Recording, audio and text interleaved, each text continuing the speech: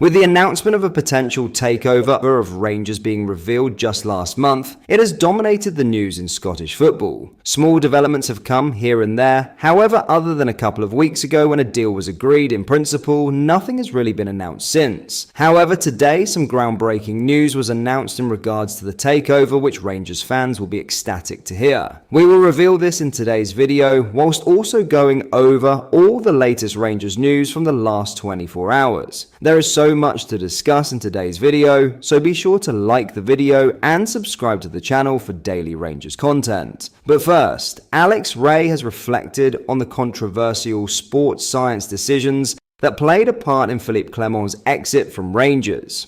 One of the most contentious calls during Clement's tenure was the exclusion of Václav Černý from the starting 11 for a crucial Scottish Premiership trip to Motherwell on December 29th, with the winger then being introduced at the interval because Rangers were 2-0 down. The move, influenced by advice from the club's sports scientists, angered many fans and sparked debate among pundits. Clement revealed that the decision was made based on concerns over player fitness, particularly related to red zones, which track players' fatigue levels. Rae, who was assistant to Clement and left following the Belgians' dismissal on February 23rd, shared his perspective on the issue, saying, "I think he was steadfast in his approach to that because he felt as if that was the way. I'm not sure if he did, but I would imagine he would have done that at previous clubs where he had success and listened to them. I came from a period where you get your best 11 on the pitch and wrap them in cotton wool in between games. But the game is changing, and so much so that the guy who was giving him this information about where they were, red zones and so forth, has been headhunted by Chelsea." However, Rae also acknowledged that while sports science advice can have an impact, the final decision always lies with the manager. He continued, "It boils down to the manager, and it will be his decision, and at times he did choose to kind of listen to these guys. So that was his decision."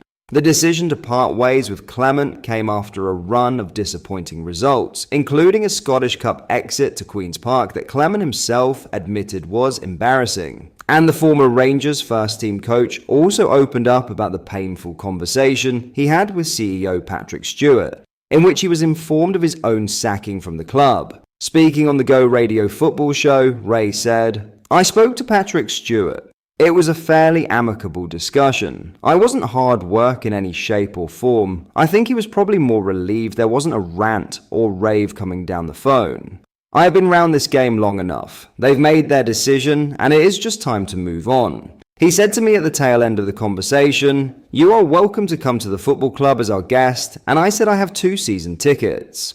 As Rae watches from the sidelines, he'll be hoping for a strong run from Rangers under interim manager Barry Ferguson, with the club aiming to advance to the Europa League quarter-finals this week. Meanwhile, he reflects on his own time at Ibrox with a mix of pride, disappointment, and respect for the decisions made during a challenging period.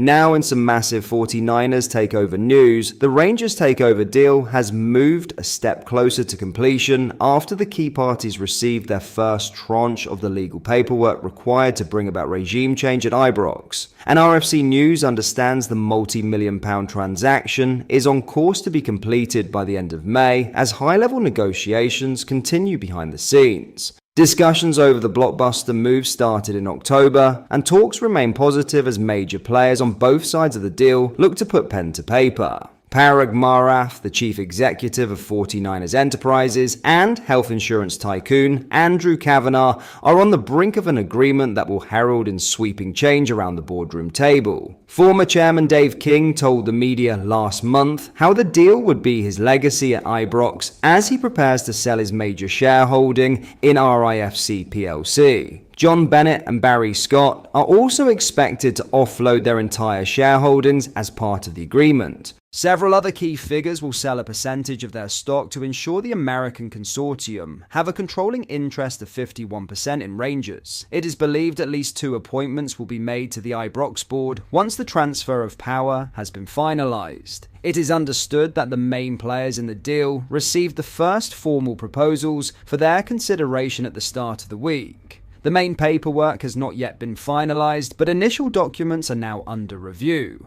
A source has told RFC News that discussions are progressing and it is likely to be signed and sealed within the next couple of months. That would herald in a new era at Ibrox ahead of the new campaign. Moves to appoint a sporting director are being overseen by Patrick Stewart, the chief executive officer. A host of names have already been linked with the managerial post that will become vacant when Barry Ferguson's stint as interim draws to a close at the end of the campaign. The deal with 49ers Enterprises and Kavanagh could be transformative on and off the pitch at Ibrox. Maraf is currently the chairman of Leeds United, and he has dismissed suggestions that Rangers could become a feeder club as the Ellen Road outfit look to secure their promotion back to the Premier League this term. We always have our eyes and ears open. We're always looking at other opportunities, Maraf said. Multi-club from the standpoint of a hierarchy, that's not really how we're looking at it. We're looking at it as almost standalone. Leeds United stands alone, and if we were to pursue another club, that club would stand alone. Are there benefits to having leadership and ownership of multiple clubs? Absolutely, with what you could share and do on the commercial side, even sometimes on the sporting side. But we don't really look at it, and we haven't contemplated it as one club as a feeder club to another. Each club deserves all of our attention and effort. Before we get into our next story, if you haven't already, please make sure you like the video and subscribe to the channel for more Rangers content. We post the latest Rangers news every day, so be sure to join our fast-growing community so you never miss out. Thank you, let's get into our next story. Now in other news, Jose Mourinho is set to be hit with another ban after being referred to the Turkish FA disciplinary board. The Fenerbahce boss will try to overturn a 3-1 first leg deficit against Rangers on Thursday night in the Europa League at Ibrox. He's currently serving a 2-game ban after comments he made about the Galatasaray bench jumping like monkeys in the recent derby which finished goalless. It was initially a 4-game ban, but the former Porto, Chelsea, Manchester United, Real Madrid, Inter Milan and Roma boss got it reduced to 2 matches on appeal. However, he's now facing another ban after the Turkish FA disciplinary board charged him for statements aimed at damaging the reputation of football. Mourinho stated later, "I received a 4-match ban, and then I saw the person who gave me the ban was wearing a Galatasaray jersey. He was also fined around £2,500 for his comments after the derby, and looks set to land in more hot water with the Turkish authorities." But that is all for today's video. Thank you for watching. I hope you did enjoy. If you did, please like the video and subscribe to the channel for more Rangers content. Thank you. I'll see you in the next video.